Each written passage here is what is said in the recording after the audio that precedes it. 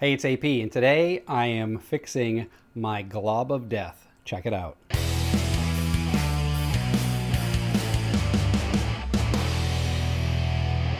Have you ever been so confident in your 3D printing that you never thought anything bad could possibly happen?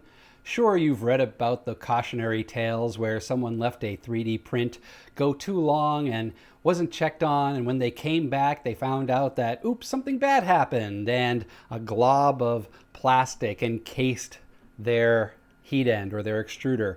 Well, that's what happened to me. After 4 or 5 very successful long prints, I got overconfident and left my printer unattended as I went away for business, and when I came back, I had a big old globule of plastic shrouding my extruder. Now, I've had a minor case of this in the past, but I was able to catch it in time, heat it up very gently, and then remove it without damaging the extruder. But this was a 10-hour print. Who knows when it actually happened? And there was a huge amount, as you can see, of plastic filament that had gotten melted around the extruder.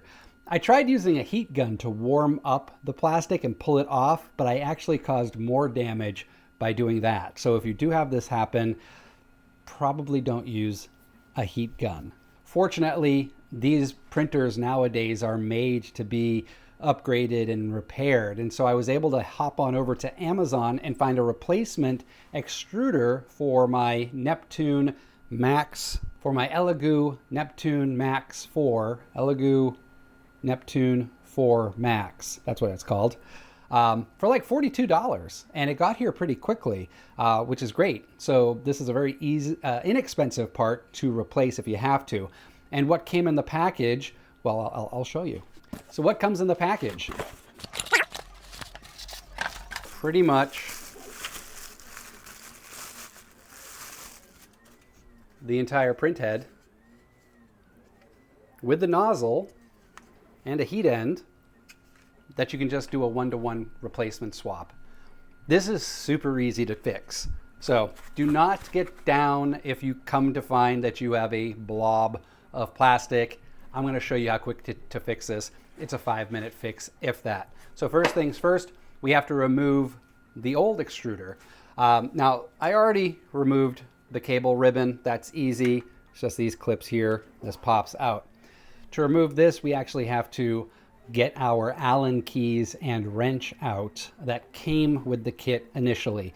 Hopefully you saved them and put them in the fancy little drawer that comes with your Neptune 4 Max. So let's get a little closer and I'll show you how to remove this. All right, grab your wrench and a 3mm Allen key to remove the top wheels completely.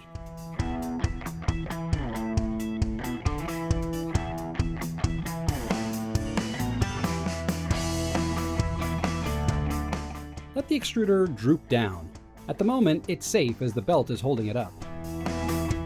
To remove the extruder from the belt, just loosen the tension and it'll droop down enough to unclip from the belt. I do have to say I love the belt system on this compared to my Prusa Mark 2.5S. Yes, it's 2026 and I still have a Prusa Mark 2.5S, and those belts are awful to work with. Actually looks like an alien. Hello, my name is Purple Blob. I am here to take over the planet. Now that my new weird creature friend is off the belt, we have to remove the carriage. I guess that's what it's called. I'm sure there's a proper name for it, but for now, we'll just call it the carriage. Use your 2mm Allen key to remove these screws.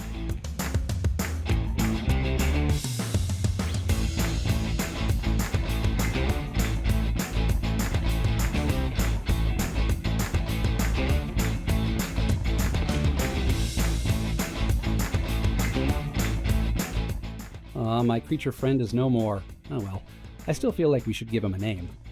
If you have any suggestions, go ahead and leave them in the comments. Just be family friendly, okay? Alright, now we grab our new extruder and pretty much do what we just did, but in reverse. Start with the carriage.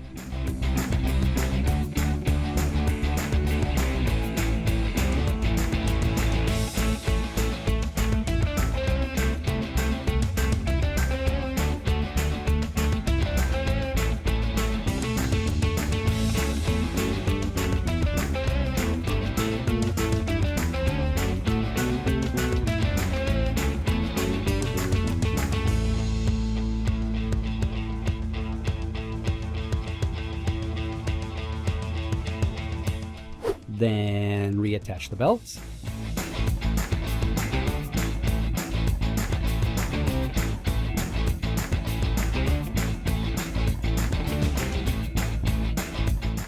At this point, you don't have to tighten the belt up, as you'll want a bit of slack to help get the wheels onto the track. Okay, now screw the wheels back on.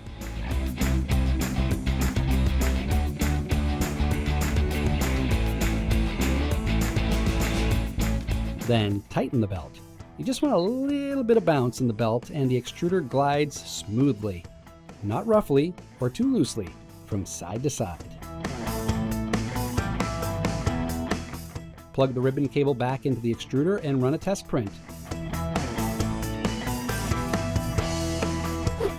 Now you'll need to recalibrate your machine since you've done a lot of manual movement around, so if your first print isn't pristine, just calibrate until you're happy. And I'm back in action.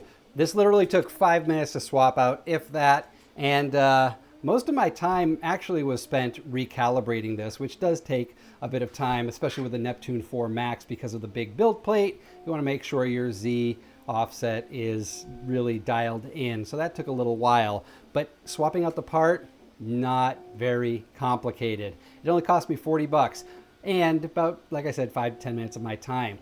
Thank you so much for watching. I do hope you found this video helpful. If you did, give it a thumbs up, leave me a comment below, and share it with a friend that you think could benefit from this video. Did you hear a recent rumbling that someone you know and love got the Blob of Death? Well, send them my way. I'm glad to help. If you want to learn to fix other things around your house or in your shop, well, subscribe to the channel. It doesn't cost you a thing. It does help the channel grow, and I do appreciate it. If you like to see people make things, well, head on over to Made by AP so you can see me work on models, props, furniture, and all other kinds of fun stuff. Thank you so much for watching, and I'll see you next time.